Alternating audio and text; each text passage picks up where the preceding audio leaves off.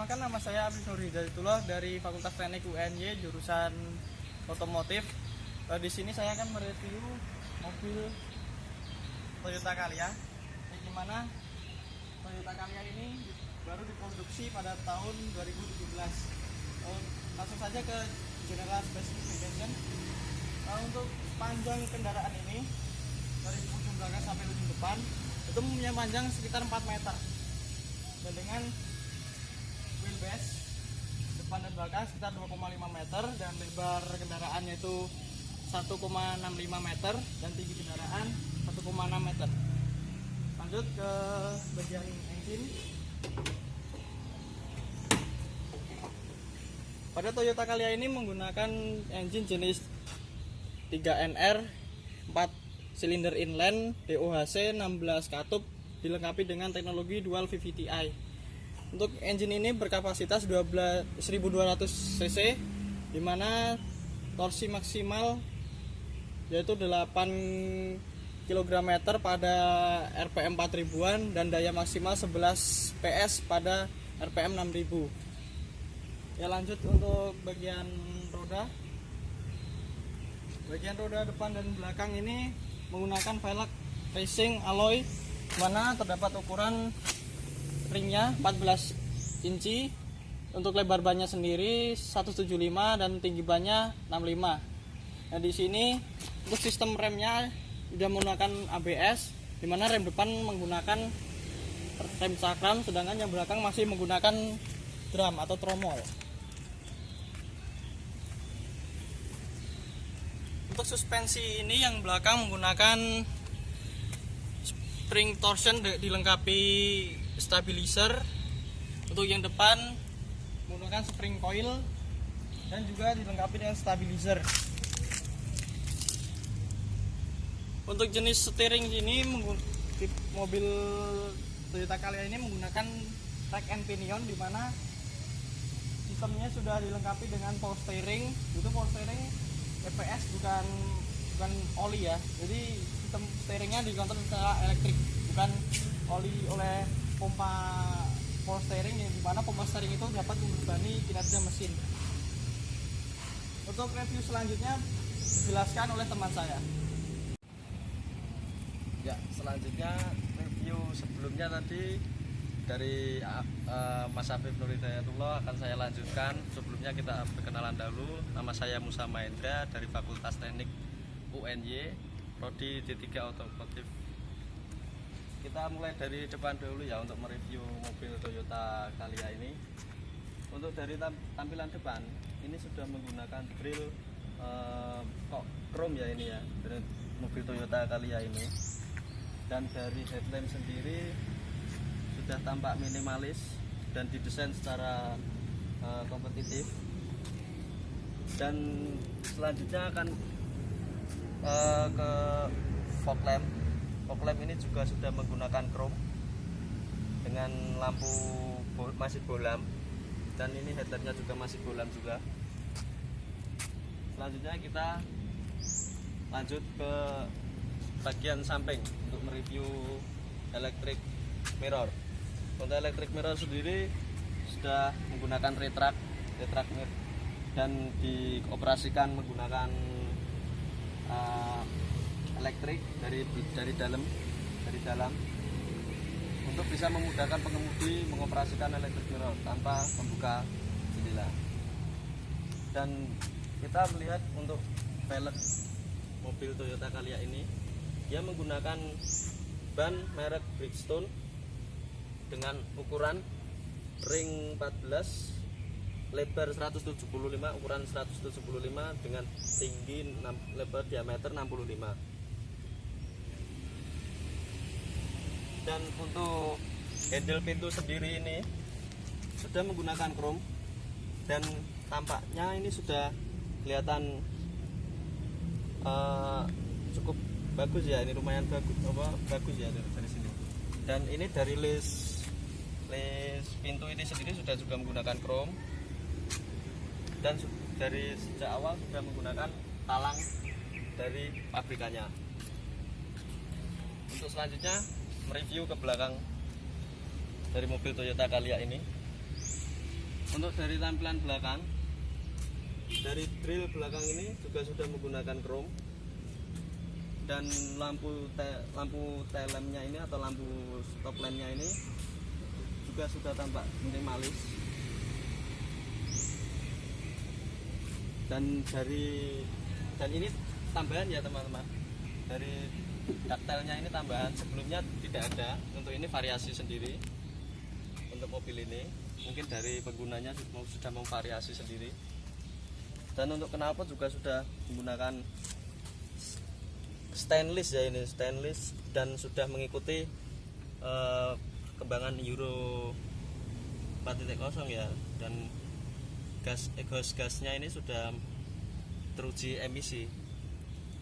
Dan cukup sekian untuk review dari eksterior ini. Selanjutnya akan dilanjutkan oleh teman saya untuk mereview interior. Nah, review selanjutnya akan dilanjutkan oleh saya. Perkenalkan, nama saya Muhammad Wafi dari Fakultas Teknik Universitas Negeri Jakarta, jurusan Pendidikan Teknik Otomotif, Prodi D3 Teknik Otomotif. Nah, di sini saya akan menjelaskan, mereview bagian interior dari mobil Toyota Calya ini. Mari kita masuk. Mobil Calya ini terdapat 3 baris dengan jumlah seat sebanyak sekitar 1, 2, 3, 4, 5, 6, sekitar 7 atau 8, mampu memuat sekitar 7 sampai 8 orang. Nah, mari kita masuk. Ya. Di sini dari seat pengemudinya, bangku pengemudinya bisa diatur adjustable. Nah, bisa untuk maju mundur tergantung kebutuhan dari si pengemudi. Misal kakinya panjang bisa dimundurkan, apabila kakinya kurang menjangkau pedalnya bisa dimajukan. Nah, ini masih mekanik, belum elektrik. Kemudian terdapat pengatur untuk sudut dari kursinya, bisa kita atur sesuai kenyamanan maupun kebutuhan. Juga terdapat seatbelt baik di pengemudi maupun di penumpang depan. Kemudian terdapat armrest juga, Kemudian kita beralih ke bagian dashboard. Di sini kita lihat ya, terdapat ini sirkulasi AC, head unit, speedo, kontrol panel untuk AC maupun ini tuas transmisi. Nah, di sini ada yang unik. Di tuas transmisinya yang biasanya ada di lantai di bawah, pindah menjadi di dashboard. Nah, di sini kegunaannya untuk mempermudah jangkauan dari pengemudi agar lebih mudah. Nah, ini kan jaraknya tidak terlalu jauh kan, daripada jarak antara setir ke yang tuas di bawah. Kemudian ini ada switchnya, ada switch dari AC, masih manual, belum menggunakan elektrik. Kemudian kita lihat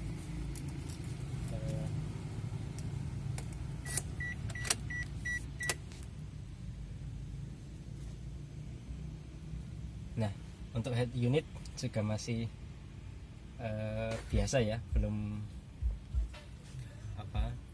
elektrik, masih ini tombol biasa, belum touchscreen. Nah, kemudian kita lihat di bagian speedo tako itu masih menggunakan analog. Untuk odometernya sudah menggunakan digital. Jadi perpaduan antara digital dan analog. Untuk steering ini tidak bisa diatur baik ketinggian maupun jaraknya, tidak bisa tilt maupun teleskopik, masih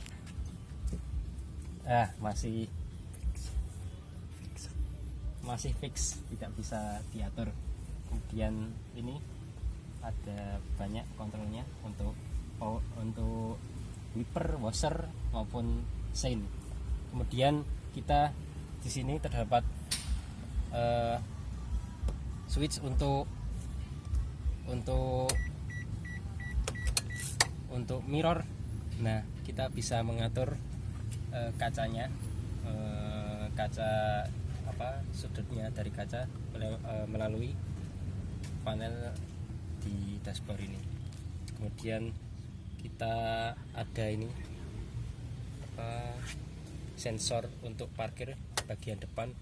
Jadi kalau di depan ada semacam dinding maupun benda di depan itu nanti bisa terdeteksi mobilnya bunyi seperti sensor yang ada di belakang.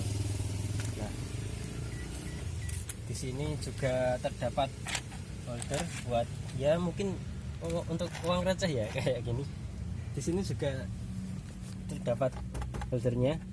Ini bisa mungkin sama menyimpan uang receh maupun konverter. Nah, ini konverter untuk USB. Untuk bawaannya juga sudah terdapat port USB. Nah, untuk lancinya lumayan luas lah seperti mobil-mobil pada umumnya. Nah, di sini terdapat airbag, SRS airbag. Di sini juga terdapat untuk meningkatkan keamanan dari pengemudi maupun penumpang. Untuk kita ke samping sini terdapat kontrol untuk power window bagi pengemudi, baik depan, belakang, kanan, kiri. Kemudian ada cup holder, lumayan ya, terdapat 2.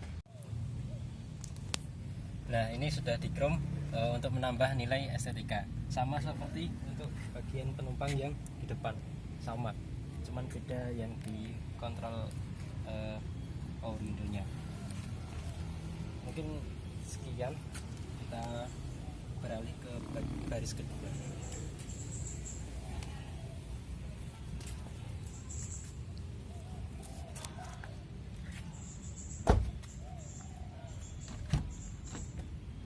Nah, bisa kita lihat ya, untuk baris kedua ini kemungkinan bisa muat sekitar 2-3 orang lah. Dengan headrest terdapat 2 dan seatbelt terdapat 1, 2 dan 3, terdapat 3. Untuk holdernya ini cuma terdapat 1, mungkin itu aja sih, gak ada yang lain. Oh, ini ada AC, terdapat AC yang sudah double blower, mungkin itu. Oh, ini dan ini terdapat di bagian belakang dari pengemudi maupun penumpang depan terdapat semacam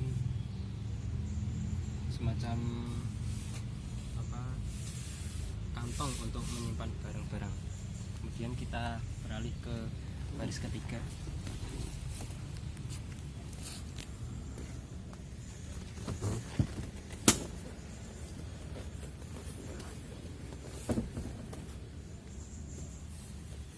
Nah, memasuki baris ketiga ini agak sempit ya. Kita bisa lihat. Nah, saya ini dengan tinggi kurang lebih 173 sampai 175, lututnya ini udah mepet sekali dengan kursi penumpang bagian baris kedua. Untuk holdernya sini juga sama, cup holder terdapat 1 buah di masing-masing sisi.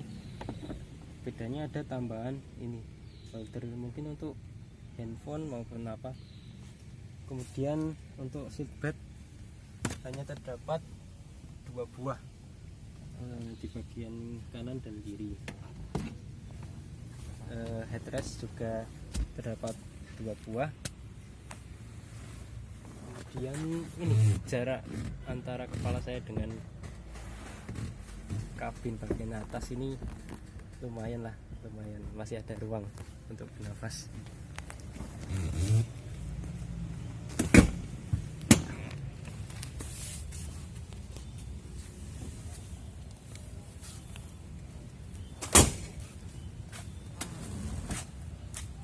Mari kita lihat di bagian bagasi.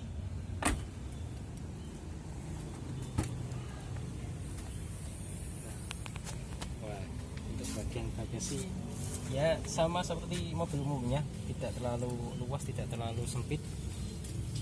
Ini bisa ditaruh sound maupun barang bawaan yang lainnya. Nah, untuk kursi bagian belakang baris ketiga ini bisa kita lipat. Ini ada, nah,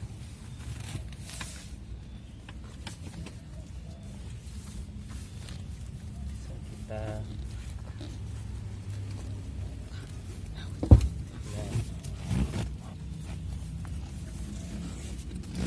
nah bisa kita mapetkan di baris bagian 2 untuk memperluas bagasi apabila kita ingin membawa barang dagangan maupun barang mudik yang banyak.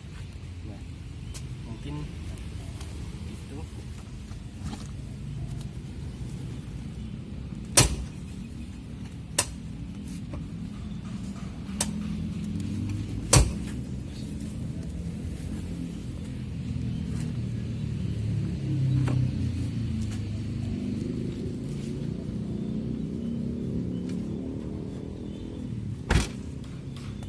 Sekian review saya mengenai interior dari mobil Calya.